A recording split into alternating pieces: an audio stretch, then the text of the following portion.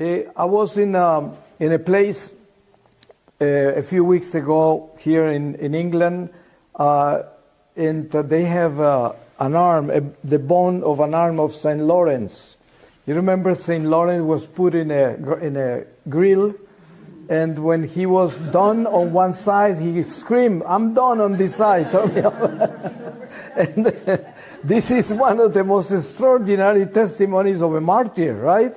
But it shows you that even through the pain, even through the trials, we have to keep our strength and our hope and our joy and our peace, regardless of what they do into us. And regardless what life is bringing to our lives, we have to be strong and joyful and hopeful and peaceful.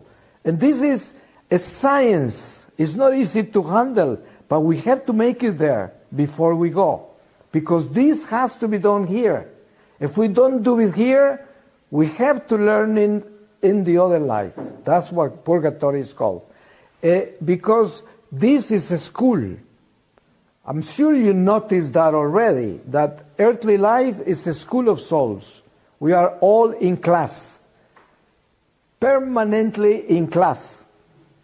I always give this testimony because it applies to this moment, and it's about my mother. One time I was sitting below a big tree, and all of a sudden I saw a big table, a rectangular table up in the air, wooden table. So I was in awe looking at the table, and then I saw benches around the table.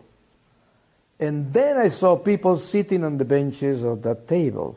And then I saw a person floating up in the air that looked like a nun, but wasn't a nun, for sure was like an angel. And that was the teacher, was teaching those that were on the table. And then from that table, my mother waved at me like this. She had died years before. But she taught me that she was in class. And she taught me that purgatory continues to be a school. But a school that fulfills what you were not resolving of this earthly life, right? So we are in class now, but we may continue in class later if we don't make the grade here. And the grade, to make the grade here, is the grade of the love of God. That's the grade. See, we are all learning the same lesson. You got married, you are going to be purified through your marriage, by loving and forgiving in your marriage. You are a priest, you're going to be purified in your priesthood with everything you do with the souls God entrusts to you. You are just a missionary layman like me. I'm going to be purified with everything I do everywhere I go around the world in the church. And this is my purification, souls.